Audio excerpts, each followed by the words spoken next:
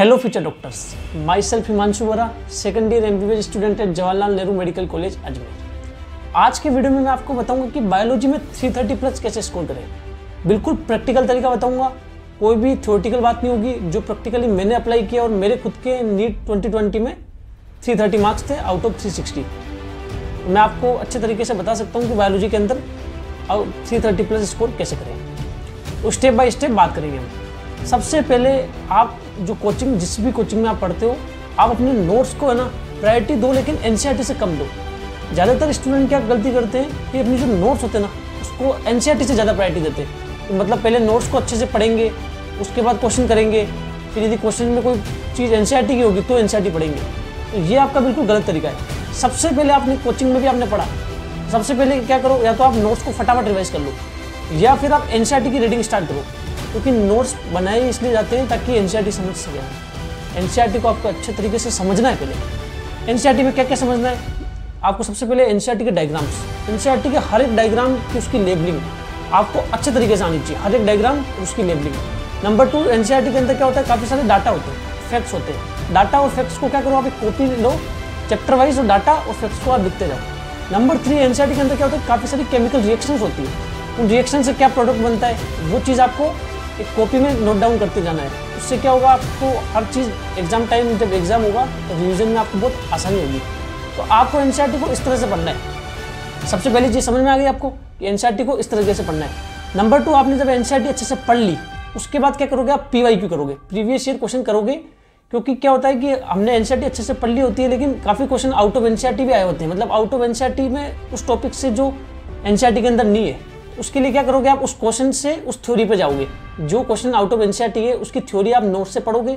बाकी जो question NEET की PYQ सोल्व करते समय आपके NCERT की गलत हो रहे हैं, उनको आप वापस चेक करोगे और वहाँ जाके आप, जैसे आपका काउंटर करंट मैकेनिज्म का कोई क्वेश्चन गलत हुआ, आपने नीट का कोई प्रीवियस ईयर क्वेश्चन अटेम्प्ट कर रहे थे, काउंटर करंट मैकेनिज्म का आपका गलत हुआ, तो आप क्या करोगे, NCERT के अंदर फिर जाओगे और काउंटर करंट मैकेनिज्म को अच्छे से पढ़ोगे और फिर उस क्वेश्चन को देखोगे।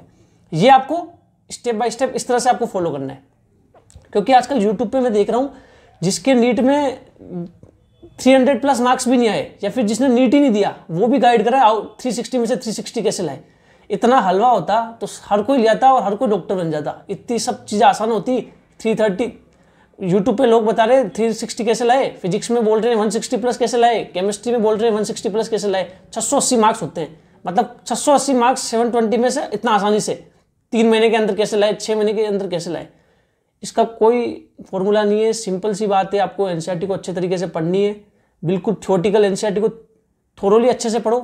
उसके सारे डायग्राम्स को लेबलिंग के साथ देखो, रिएक्शंस देखो, जो फैक्ट्स और डाटा लिखा होता है उसको आप क्या करो, एक कॉपी में नोट डाउन करते जाओ चैप्टर वाइज। इकोलॉजी का कोई चैप्टर पढ़ रहे हो, इकोलॉजी में काफ़ी डाटा एंड फैक्ट्स है, तो आप क्या करो, इकोलॉजी के जो चैप्टर पढ़ रहे हो उनके डाटा एंड फैक्ट्स लिखते जाओ। ऐसे करके आपने थोरोली चैप्टर को पढ़ लिया। उसके समरी भी पढ़ो। काफ़ी बार क्या हुआ, नीट में समरी से क्वेश्चन आया। और क्या है कि NCERT पढ़ते समय, जैसे हम प्लांट डाइवर्सिटी स्टार्ट करते हैं तो पहले चैप्टर से पहले अर्नेस्ट मेयर का उन्होंने साइंटिस्ट का पूरा समझा रखा है। तो अब कोई अर्नेस्ट मेयर से किसी ने क्वेश्चन पूछ लिया, नीट 2016 के अंदर पूछा था। अब यदि आप अर्नेस्ट मेयर से क्वेश्चन पूछ लिया तो आप सोचोगे कि NCERT से बाहर है। वो NCERT से बाहर नहीं है, उस साइंटिस्ट का इंट्रोडक्शन दे रखा है, तो आपको वो भी अच्छे से पढ़ना है। NCERT की आपको हर चीज़ अच्छे से पढ़नी है। समझ आ रही है आपको? Diagrams with labelling, summary, reactions, थ्योरली पूरी NCERT अच्छे से पढ़ने के बाद फिर आप क्या करोगे, नीट के PYQ को सोल्व करोगे। उसके अंदर जो टॉपिक आउट ऑफ NCERT है उसकी जाके थ्योरी पढ़ोगे। बाकी मैं आपको बताऊंगा कि नीट के अंदर जो 90 क्वेश्चन, अब तो 100 क्वेश्चन आने लग गए, उनमें से आपको 90 सोल्व करने होते हैं। 90 में से अबव 85 बिल्कुल NCERT से आते हैं।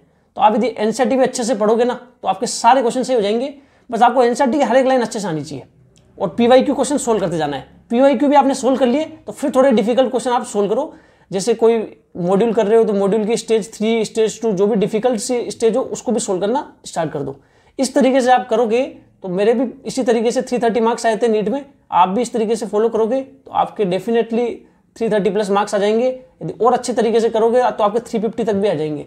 लेकिन ये कोई हलवा नहीं है, आपको अच्छे से NCERT को पढ़ना पड़ेगा, नोट्स को भी पढ़ना पड़ेगा। कई बार क्या होता है, कुछ टॉपिक NCERT में नहीं होते लेकिन वो बहुत इंपॉर्टेंट होते हैं, तो उससे आपको नोट्स से भी पढ़ना होगा। आपको नीट के PYQ सोल्व करने होंगे, मॉड्यूल के क्वेश्चन सोल्व करने होंगे, आपको रिवीजन करना पड़ेगा, मल्टीपल रिवीजन। एक चैप्टर एक बार पढ़ने से याद नहीं होता, एक चैप्टर को 5 बार पढ़ना पड़ता है तब जाके कोई चैप्टर याद होता है। और आपने जो डाटा एंड फैक्ट सारे याद किए, तब जाके आपके 330 प्लस मार्क्स आएंगे। बाकी आप यूट्यूब पे जो देख के गुमराह हो रहे हो कि इतना आसानी से ऐसे मार्क्स आ जाएंगे, तो बहुत गलत इन्फॉर्मेशन प्रोवाइड की जा रही है। तो आपको वीडियो अच्छा लगा हो तो वीडियो को लाइक, कमेंट और ज़्यादा से ज़्यादा शेयर करना। मैं देख रहा हूँ कि जो मतलब 2 महीने के अंदर बायोलॉजी कंप्लीट बता रहा है कि इतने 360 मार्क्स लिया है, उसको तो आप लाइक उसके देखो, आप उसके कमेंट आप देखो, उसके व्यू देखो आप।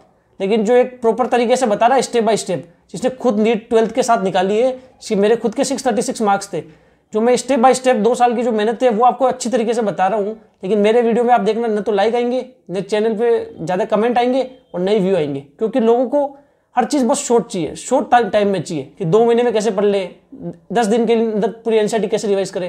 तो एक सिंपल सी बात है कि जो जिस चीज़ को जितने एफर्ट चाहिए ना, जिस चीज़ में उतने आपको डालने ही पड़ेंगे।